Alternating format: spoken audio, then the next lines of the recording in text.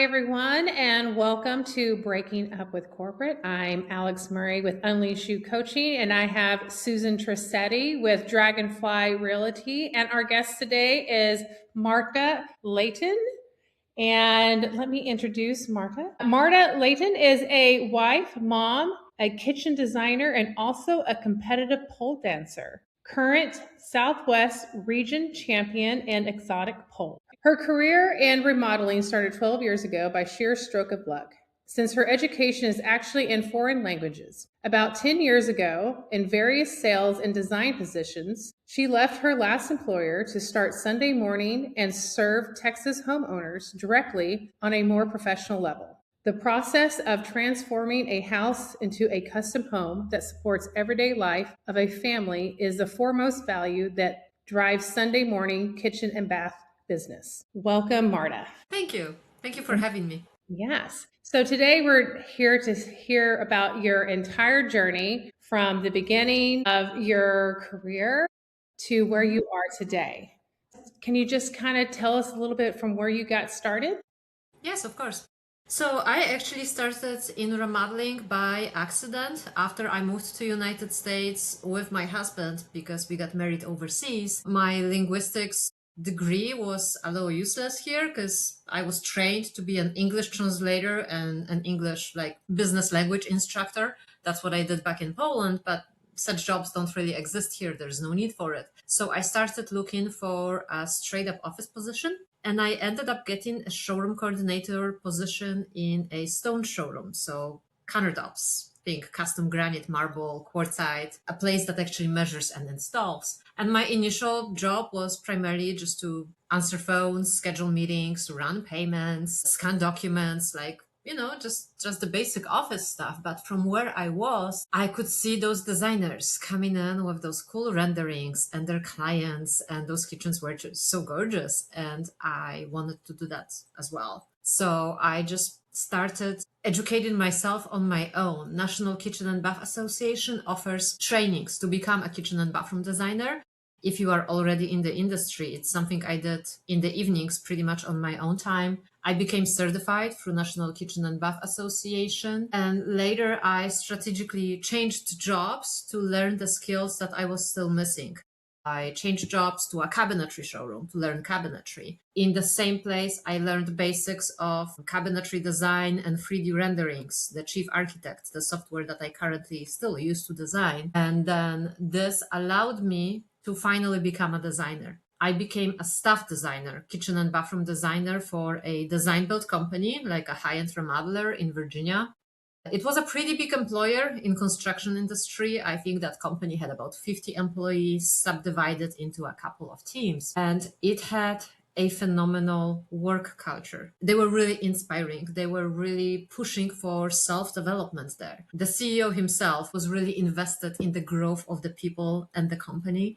He was a great example to follow. And I really, really loved working for that company. I was there for almost 3 years, I believe, and I did some great award-winning projects for them. I went above and beyond for that company because I loved them. They loved me.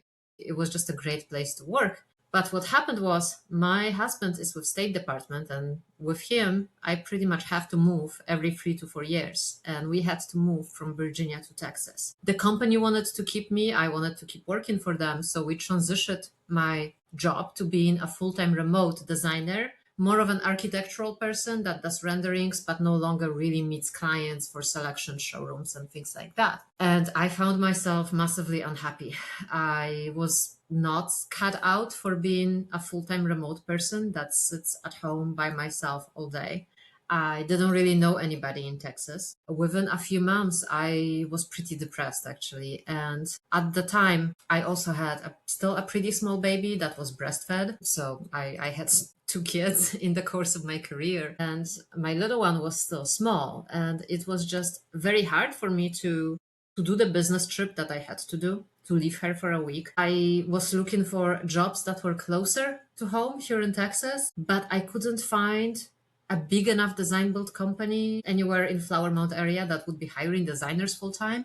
The closest companies were in Dallas, Richardson, and they were ready to hire me, but They did not offer work from home. They did not offer much in terms of flexibility. I would have trouble making the daycare schedule work. I just decided that if I can't find a job that's flexible enough and close enough, I was going to create one for myself here in Flower Mound. And I kind of didn't know how well it was going to work, but I started by just posting some of my before and after pictures in local Facebook groups for moms saying, hey, this is the type of projects I designed. This is some of the kitchens that I have done. I'm thinking about starting my own company. Would anybody be interested in this type of design remodeling service for your kitchen? And I've had some people reach out. And for a little while, because I had a daycare bill of somewhere between $3,000 and $4,000, I actually dragged both. I kept working for the company in Virginia, but I started going after my own clients here on the side. I set up an LLC, I set up the bank account. I started putting those things in place to be able to run my own business. And then finally, I pulled the trigger and I quit my job in Virginia and decided I was going to make this income here somehow with the local homeowners. And, it was really amazing to discover that you are able to make so much more money that somebody else is willing to pay you. That once you no longer have a limit, once you no longer have a ceiling, you are able to find out what you are actually capable for. And in my case, I was shocked because in the first 3, maybe 4 months of 2025, which was the first year of me running Sunday morning full time, I pretty much made my income from previous year in just like the first quarter. And that was very eye-opening to me of, okay, this is easier than I thought. Like, it's actually not that hard. And, I did not set any goals like that. I really just wanted to make my daycare bill. And other than that, I just did the best I could. So I worked just as hard for myself, and it became reflected in the income that I was bringing. And it was just such an eye-opening experience. I also wanted to leave the job and become my own boss because my second one is a daughter. I have a daughter, Natalie. She's currently 4. And I just wanted her to have this example of being able to create your own path. With the company where I worked, I think I brought them 3 or 4 Remodeler of the Year awards. Pretty much every single project that I submitted got selected at like the top level. And that's when I realized that my hard work over those years, constant self-education and pushing for more and just striving to always learn more and be the best in particular skills, this is how it pays off. There becomes a moment where you are in the top of your field and it just doesn't make sense for you to work for somebody else when you could be bringing so much more money as a consultant. And on top of that, it allows me the freedom of picking up my daughter early, of reading an extra book to her. I no longer have to, be somewhere at 9 a.m. and already be dressed, unless, of course, I have a client meeting that I agreed to. But, then yes, I have to be dressed. But half the time right now at 8:30 a.m., I'm still in like the clothes that I slept in. And, I make my own schedule and I am just such a better mom now than I was when I was working for somebody else and I was riddled with guilt for Marta, not being there for her. if I can pause you for a second. Yeah. Amazing transition. What gave you the confidence to go from working for somebody else to deciding, I'm going to go reach out and see if I can get a few of my own clients? Like, that's a huge pivot, and you can do it for yourself. Like, where did that confidence come from, and how did you find it? Because I think a lot of people struggle with that. Yeah. My own clients, and will they buy from me? Yes. It is very hard, especially in the beginning, to find that confidence and find that sales skill set in a way to stand in front of clients and ask them for the amount of money that you should be making when you're on your own that really replaces your income and later surpasses it. As for the final push that allowed me to make this transition, that was actually me becoming part of the community here in Texas. When I was working full-time remote and I was just so lonely at home, I joined all the local groups, and one of the groups was Flower Mound Women in Business. And that group was massively inspiring. It was pretty life-changing for me to find myself in a room of women who were all already doing it, more successful, less successful, but they were all independently making their own income. And that was like the final push that I needed, being in a room of like 40, 50, 60 women who were all doing it. And I realized, it's not like I'm more stupid and it can't be that hard, right? When you're surrounded by this example, when you push yourself to be in the company of people who have already achieved what you want, that's what helps. Yeah, definitely having the sales skill set helped because it was terrifying at first. I didn't have to sell services really in my previous jobs, at least not to that extent, but going into homeowners' homes and asking them for 5, 8, 10, $15,000 in design fees, like that was hard. That was probably the hardest thing, is actually bringing the money, actually making the sales and bringing the money. But yeah, that's what did it. The example and being surrounded by people who have already done it is what made the difference in my life. Yeah, no, Marta, being a mom myself, my first time I left corporate was because of my kids too. But mine were teenagers, and I said those mistakes are lifelong mistakes. And I didn't want them coming home to an empty house and Yeah. me being the party house for the network, for the neighborhood. So I totally get that. I think a lot of women, their children do determine them moving on to their own businesses, because that's an important job. That's our most important job. And Yes. so, and then when I went back to corporate was because they were ready for college and I could get their education for free if I just went back to the university to work for a few years. And I had told them, I'm just here for them to get the education. They were excited because they were getting some top quality work Mhm. from someone who wasn't going to be making the same amount of money. But in my mind, not having two college educations, I got to keep more in my 401. Yeah, that's amazing. So, and then this one here was the kids were gone and I was ready to do something that I really had a passion for. I love helping people. And, I think that's another women quality. We love to help any other person that needs help and educate Yes. them. And so I totally understand a lot of what you're saying. And I was a remote worker before and I did the same thing. I got to meet women in the community who made me feel like I had people before I started my job. So yeah, I Perfect. it's a great area for women helping women. This area. Yes. Yes, it's definitely wonderful here. I met so many wonderful women who helped me with setting up my business, right? Who just gave me all this wonderful advice when I was first starting out and I didn't know what was what, from like where to get a business bank account, how to set up an LLC, like all those things, that at least the basics that I needed to have in place so that I could start bringing in money. And then the details, like the websites, the marketing, like all of that I figured out later. But it just gave me the opportunity also to become a better person. Working for myself gives me the time to learn. It gives me way more time to learn than what I used to have when I was working for somebody else and my workload was crazy. Yeah, all those are such big barriers to entry sometimes, just figuring out those little things like the LLC and setting up the bank accounts. I mean, I work with so many clients and like that's their first question is like, how do I do that?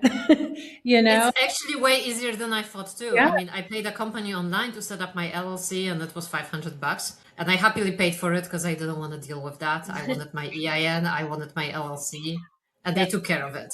Yeah. And then I just walked into a bank and I ended up changing my business bank account from Axor to Chase, like went with a major brand. The very first time I accepted a deposit from a client, it got flagged as a fraudulent charge. I was using this free version, I think, of accounting software called FreshBooks. So I switched to QuickBooks. I changed my bank account. Like there's those hiccups that happened in the beginning, but like you just figure it out and you Yeah. move forward.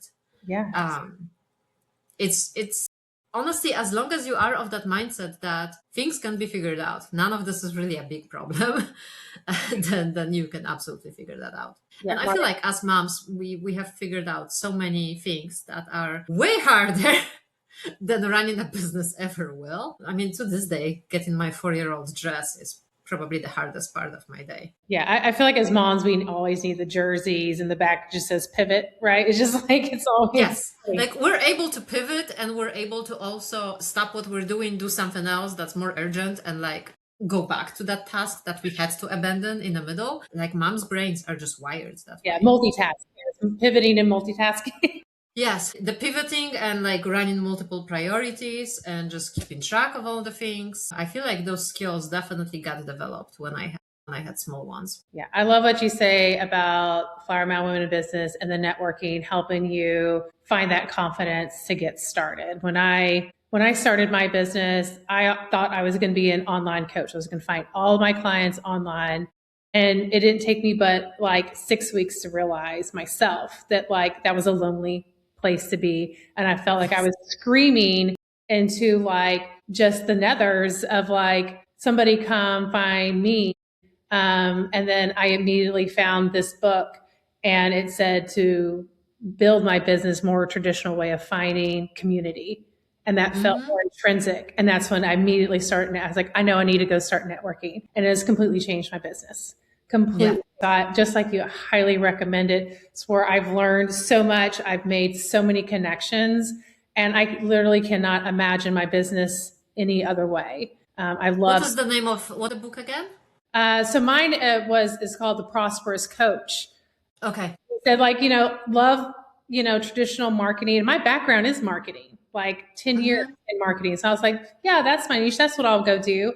And not that I abandoned it, but I was just like, it just didn't feel right for like my soul and how I wanted to build my business. And he recommended just doing like traditional way of building a business through community. And I was like, yeah, that feels more right. And I love walking out of my house knowing that like, I'm just going to go to a local coffee shop and I've made so many connections and I'm probably going to run into somebody I know.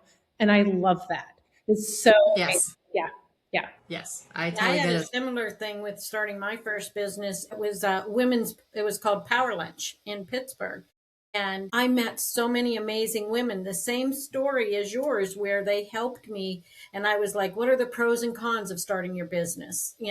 I knew all the pros, you get to schedule everything, you get to run the show, but I didn't really know a lot of the cons. So they really helped me with that. And I ended up in 2 business books in Pittsburgh from that connection of working with other women. So there's a lot of people that think women don't really like to work with other women, but I find that not true at all because I don't think it's true at all, to be honest. From women than I have others. I mean, because of the nature of my work, I work a lot with men because, hello, all the contractors, right? All the guys, all the time. But I also have subcontractors who are women. My stone girl, Stephanie, she's obviously a woman and she's been like probably the most trusted subcontractor of mine that's on all my projects. So I have women in my life who are definitely helping me be successful. And that goes also for many other women, like the accountant, Brittany, who just like, I could never run my business without her. And I think one of the reasons why my business was successful and took off pretty quickly is that I was able to find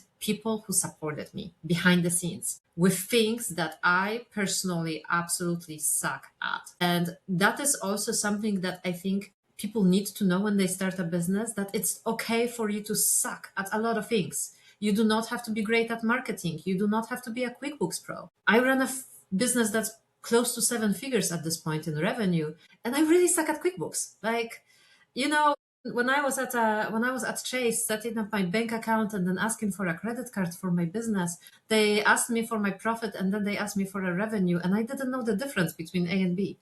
Like, that's how stupid I was with money. And it's okay, and you can still be super successful if you just find people who can cover that area that you personally are really not good at.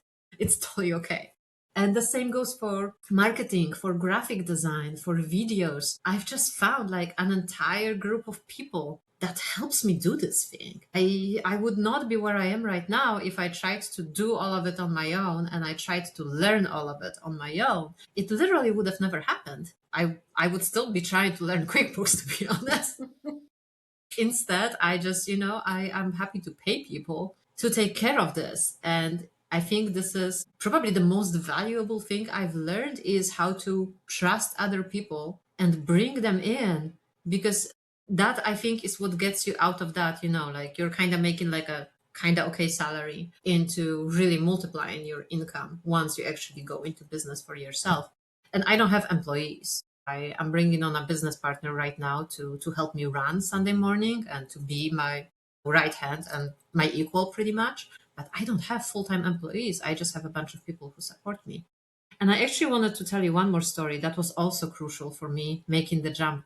When I first moved to Texas, and I was still working for that design build company in Virginia, and I was so miserable, I was ready to cry, and I really was depressed all the time. I was like 2 steps away from crying, pretty much permanently. I went to the local awards ceremony hosted by the National Association of the Remodeling Industry, largely because I just wanted to see who are like the best players in the area, the best remodeling companies, the best design businesses, the best, kitchen designers, right? And I met a guy there who just looked so non-threatening in a way, like short, unassuming guy and just so sweet. And we started talking. I noticed he's only drinking soft drinks. Turned out that guy was a seven-figure entrepreneur that took his dad's, kind of failing window business that was kind of barely making the salary for a family. And he grew this into this big company that employs a bunch of people and is bringing this big revenue. And I remember looking at him like, oh my God, okay, it really can't be that hard, okay? And, he was just so inspiring because he was a single father too. Like he had a small one, pretty much same age as mine. And he was raising the little girl himself because his wife is in prison for drunk driving. But like he loves her. And it was just so inspiring how he has so much going on and his life is so much harder than mine. He's doing it all by himself. And yet he's so successful. And he's also so positive. I feel like every normal person would be like crying in a corner somewhere. But here is this guy and like he's doing all of it and you would have never guessed looking at him. And he gave me the recommendation for one book that changed pretty much the face of networking in Argyle. And that would be 7 Levels of Communication. It's a book on how to build your community. It was written before the age of internet. So like at the time, people met in person and used their phones to call people. But the principles still stand. And I just took those principles. And when I joined Aspire in Argyle, I used them to refer our members. And before I knew what has happened, I became like the person that everybody knew because I helped so many people. Not really just because of what I was doing for others, but it also came from what Lyndall taught me, from that inspirational meeting, because I just decided to go out and see what's out there and really talk and connect with people. I am grateful to him, for him to this day. We actually just recently met after 2 years after the initial meeting. And by now, I had forgotten where I was when I first met him. And he reminded me like, hey, you were still working for that company and you were just so sad. And look at where you are right now. Wow. And that was just such an amazing moment to like connect with him again. And he's definitely been a massive, massive inspiration. So what is the book again? 7 Levels of Communication? 7 Levels of Communication. Okay.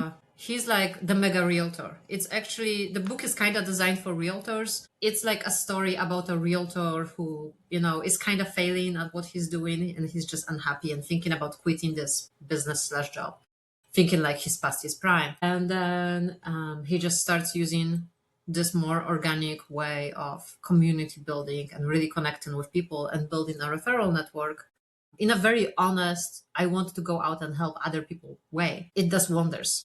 It really does work. It's so very counterintuitive to focus on how you can help others build their businesses. This has been the one thing that it has made such a difference in my business to a point where I don't have to do any marketing.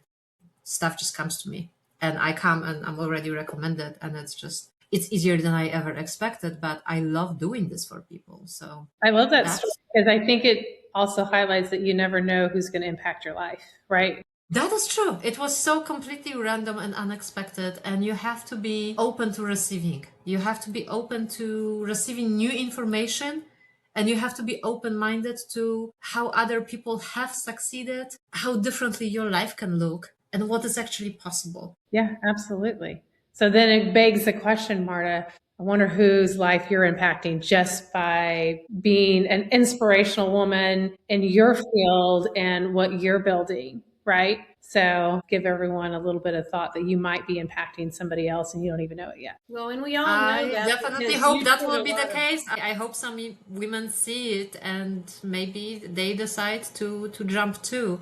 And especially kitchen and bath designers who are so skilled and still working for somebody else. There comes a point where, and actually I have a story. I have somebody who left their job and she was making close to $160,000 a year.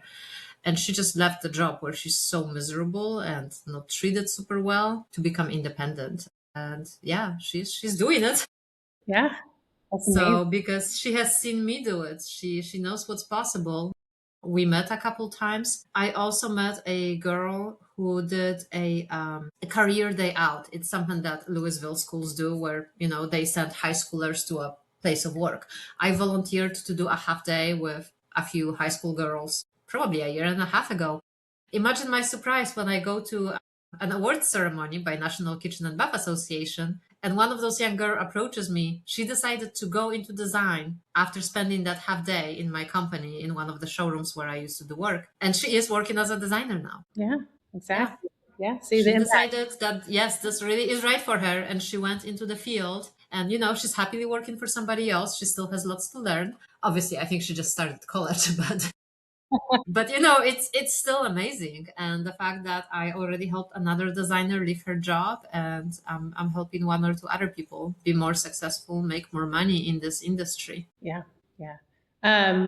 The only thing I want to say, I want to go back before you told the story of, not knowing the things that you suck at, right? Knowing the things that you're not great at and making sure that you either find somebody to fill in those gaps, to whether you hire them, whether they become an employee of somebody in your business that does those things for you. That for me, that's something that I'm always as well, like trying to teach some of my clients, like working in your business versus in front of your business, right? Yes.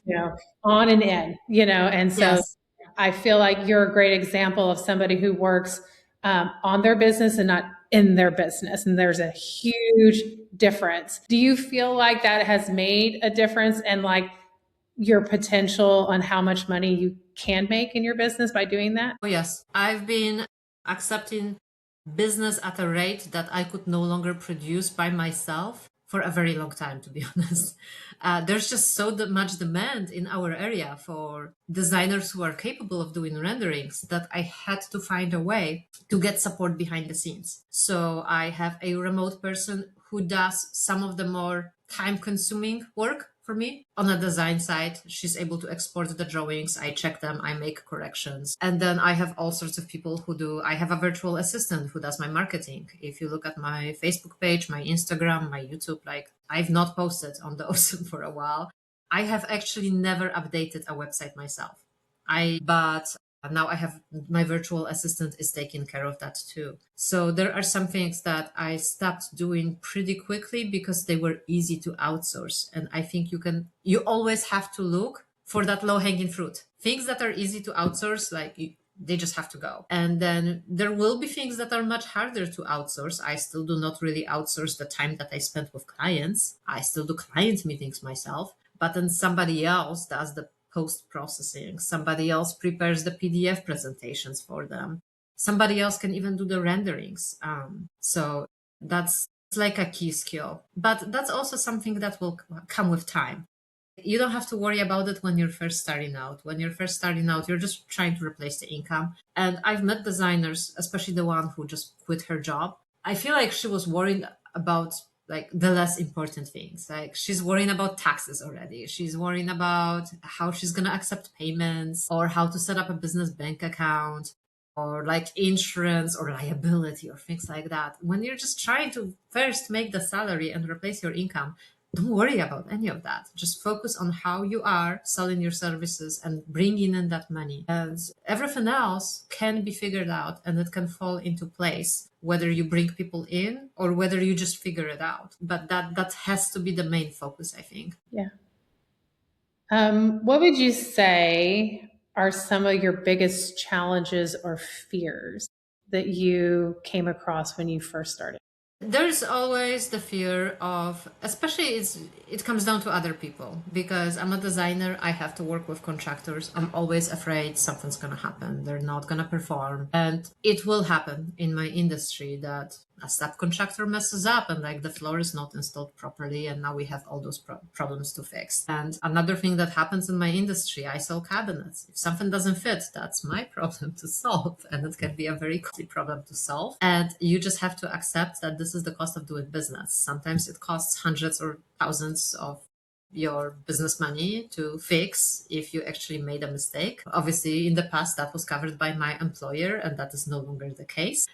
So certain things like selling cabinetry is something that I grew into. I didn't do it for the first probably half a year of running Sunday morning kitchen and bath. I was selling design services only. But later I added cabinetry sales as second stream of income pretty much, and figured it out too. Between shipping from a different state, ordering it from multiple different companies, getting it from local guys, it can all be figured out. If you have a great idea on how to make money, do it, and the details will fall into place over time. Yes, there may be in the initial runs, like there may be mistakes. You're just still learning, and that's necessary for future success. The first few times I estimated cabinets, I probably lost the job to the contractor or somebody else. But that's just a lesson learned. I had to find a better supplier that suited client needs better. And then eventually I started being the go-to person for that. Yeah. Is there anything that you wish you had known sooner when starting this? I kind of learned as I went. I don't know if there's one particular thing that I wish I had known sooner. There is so much to learn. I would definitely say to never stop learning and find the time and dedicate the time to, whether it's listening to podcasts or reading books or getting coaching, like it's worth it. The investment in your own capability, in your own earning potential, until you're making hundreds of thousands, like that's probably the best investment you can make with the money that your business earns, is improving your own potential, becoming a better leader, becoming a better top professional in your field, and also learning how to manage projects, how to outsource, how to work with other people.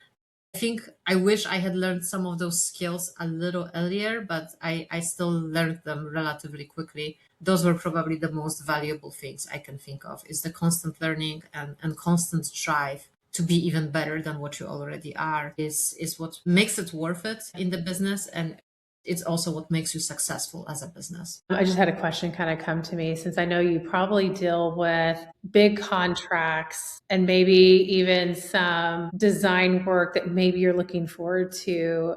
How do you deal with rejection when, like, maybe it's a project you really, really wanted to work on and they decided the answer is no? Like, how do you deal with rejection? I mean, there's always going to be other projects, and very often the rejection is for a particular reason. Like I've had clients say, I was looking for somebody who also does project management on site. Like they will oversee the subs. I don't do that. I'm not a contractor. Very often there's just a good reason. Sometimes clients just decide to not do the project at all or not do it now. And that's how it just kind of falls off. I've had clients who sold the house rather than doing the design project. I feel like I don't have to deal with too much rejection because I am blessed in that my services are very sought after. I have met clients who told me that they spent weeks looking for a kitchen designer, and every single person they contacted was just trying to sell them cabinets, but they were not really a designer. So because I am blessed to be in an industry where the providers, good providers, are very hard to find, I do not seem to have to experience that much. And it's a huge blessing, to be honest.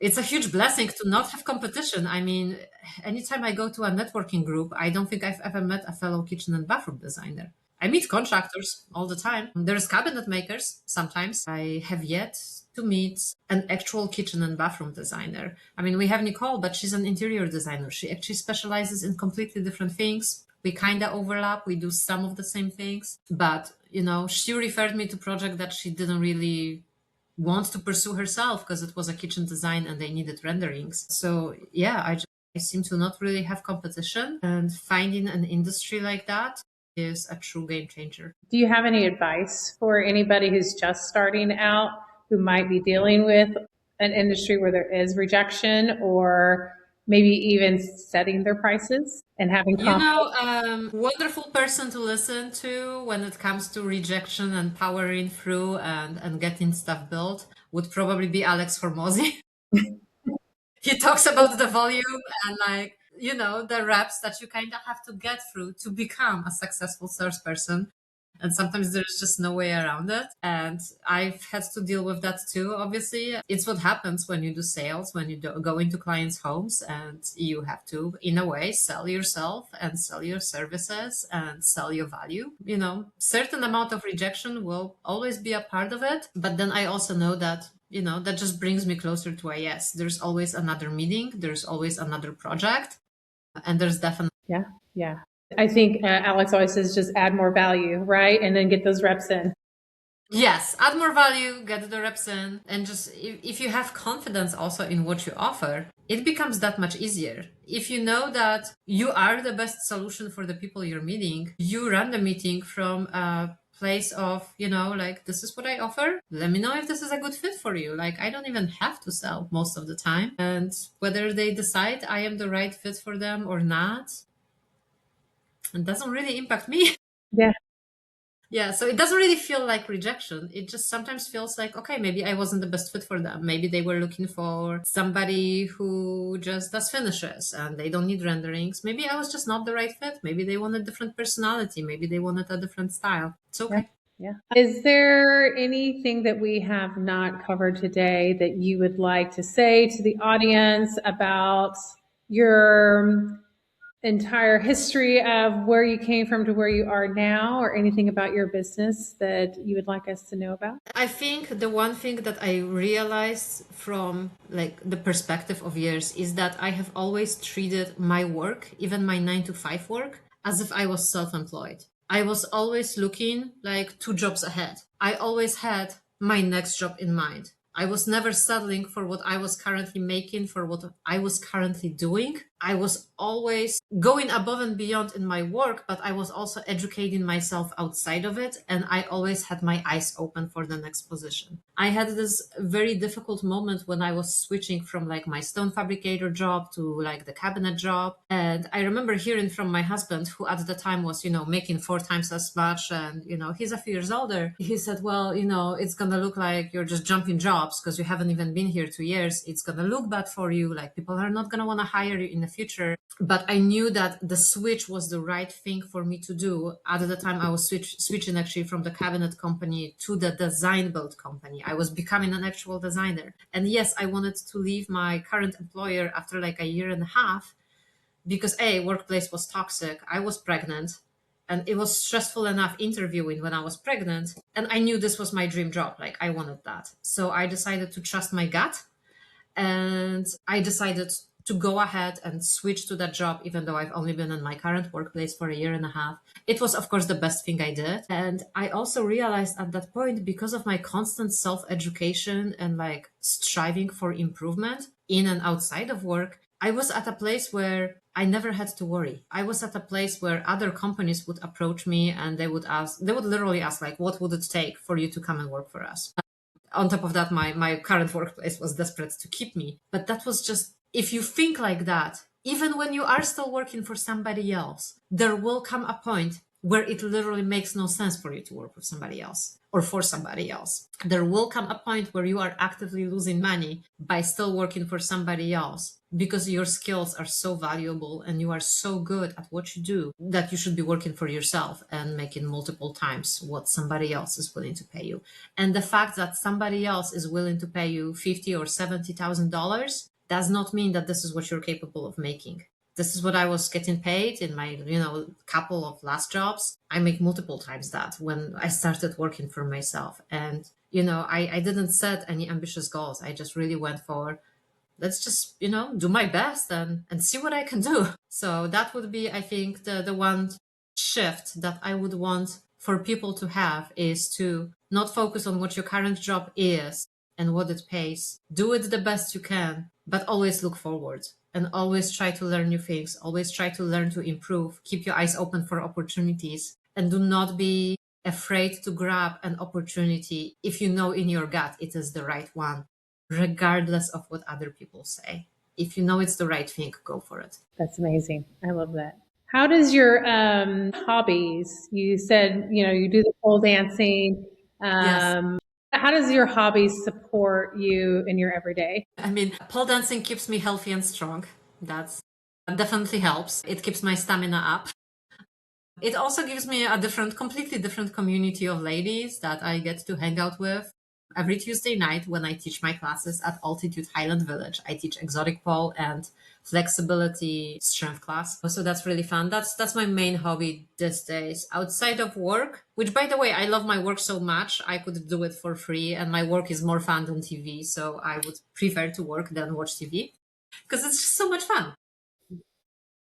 So blessed to be doing something that's so fun for me. I could be doing this for free, and yet people pay me. It's amazing. But yeah, pole dance is probably my main hobby these days, and it really does keep me fit, and it provides a nice mental break. Before I had kids, when I had more time, I also used to make handmade jewelry, but that really was years and years ago. I've not done it in a long time, but I still have all the stuff, and I'm hoping to come back to it one day when I need a more quiet time and more of a mental break again from the kids. But right now, between my business, my kids, and my sport, like my life is pretty full. Yeah. Yeah. So how did you become the Southwest region champion? Like how much work do you have to put in to get that? How many hours? Like what is that like? It's kind of like it's the same process as working on your skill set for your job. You have to be willing to go, whether it's evening or weekend, work on your routine. It's something that I do completely independently on my own time by myself. I go to the studio, I work on my competition routine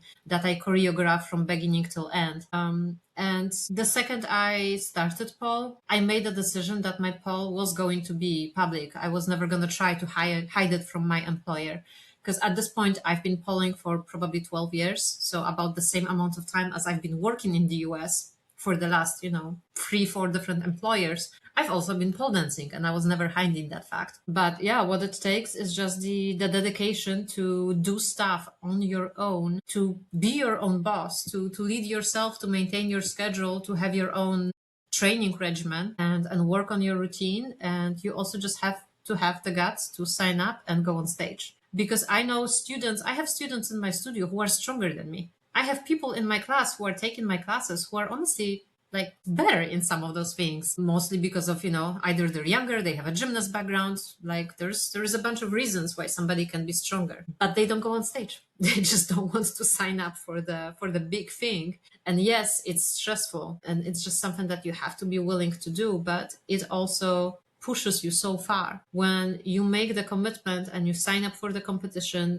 And I've never backed out from a competition. If I signed up, I went on stage. You just make that commitment to yourself. I was actually on stage 4 months after I had my daughter. I went on stage in Virginia, and I was dressed head to toe in clothes, like long pants. And I had a shirt that actually had those little clips that attached it to the pants because I didn't want my belly to show at any time.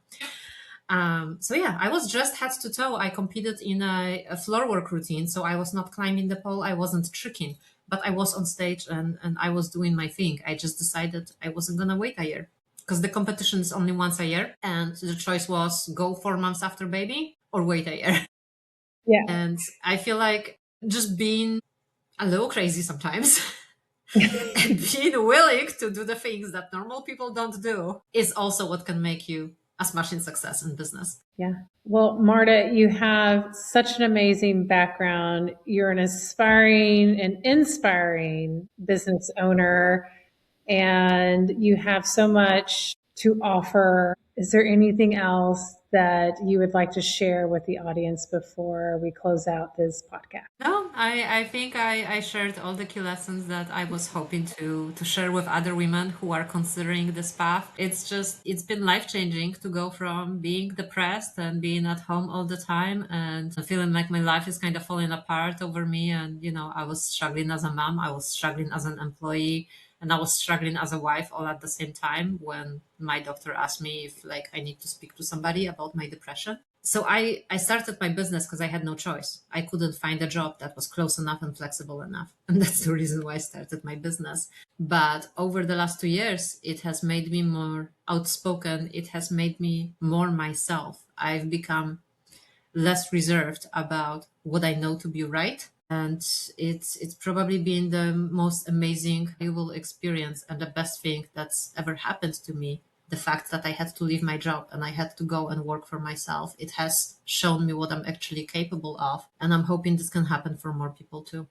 Susan, do you have anything else to add or like to ask Marta No, before? I'm really glad that you brought up like the kids and how the children really do determine for a lot of us. I see a lot of posts on Facebook now where women are like, I don't want to work in the corporate world. I want to go home and work. I want to be with my kids. And, things like this with people like us who our children were a big factor in us, changing that. I think that's going to be inspiring for some people that you just have to. And I did the same thing you did, Marta. I worked my regular job, but then I worked on getting where I wanted to be. And I think that's important is I always tell people, that you have to have worked in the job because you start a business and you have no idea, it's really tough because you've never worked in it. It's great that you were able to get into that field and realize this is what I really like and then go into it. I was in the Yes. IT field and I did an IT consulting company. And like you said, you have to give things to other people. It was hard for me to work with other people because I I value what I bring, and I wasn't sure other people could do the same thing. And being in the mail business, IT was all men. There were two of us women in class, and Yeah. so I would never bash men because they've been a lot of help to me. But that's a different mindset, Mm-hmm. than we have. So it's great when we have these women groups that we can gravitate to and learn from other women, Yes, it's especially amazing, if you're truly. working with a bunch of men. Yes, I honestly, I grew up in Poland and we don't necessarily teach leadership to girls at all. We really bring up girls to be, like secretaries and assistants, maybe specialists if they're like really educated and really good at their do. So I never expected that for myself. And it did not happen for me until I was back from maternity leave at the design build company where I still used to work. And I got invited to lunch by the team leadership, two guys, and they sat me down and they said, hey, you could be the next team leader. Until that day, I didn't know I had what it takes to lead other people. And once like that switch flipped in my brain, it's just been so much easier for me to manage other people, to manage my, remote drafter, to manage my virtual assistant, to manage my video guy, my photographer, my accountant, and just expect the work to be done by the guidelines that I gave them. And it can all be learned. That's really the guideline. Whether it's working with men or working with women, it can all be learned. Yeah, and like Alex said, you have to work on your business, not in your Yes. business. And a lot of people Yes. can't Exactly. do that. And that's when they fail. I took an entrepreneur class before I started my business. And, that was a big thing. They kept saying, don't feel like you got to do everything, exactly what you No, said. You've you're got to gonna be able to drown in all delegate. the little details if you do Yeah. not figure out how to outsource responsibility for certain tasks.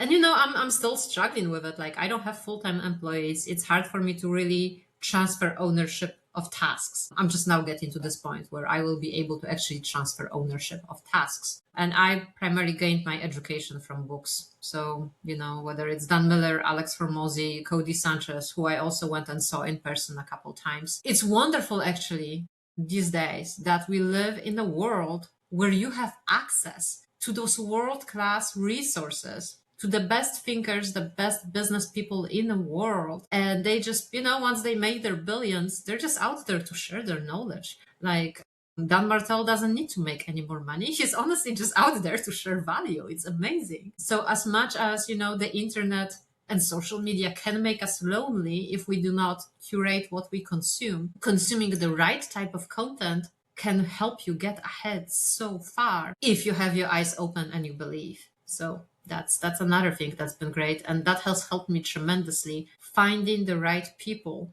to follow, read, consume, imitate in a way. That can help you tremendously as well. Absolutely.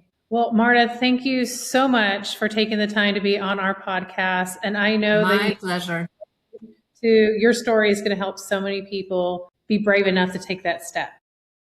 Thank you so much. I like I said, I just hope it's useful to someone, because I was depressed and my life has changed, and I'm just forever grateful for it. That is our goal. We're hoping we can help other people, That's why it really resonated with me when I saw the podcast, and that's why I reached out to you and applied, because I was hoping that you would find my story worth it. Absolutely. Thank you so much. Thank you so much. Have a wonderful rest of your day. You too. You too. Good luck out there. All right. See ya. See ya. This is the beginning of your next chapter. Thanks for listening to Breaking Up with Corporate. Be sure to subscribe and share this episode with someone who needs to hear it. Until then, remember, you don't have to do this alone.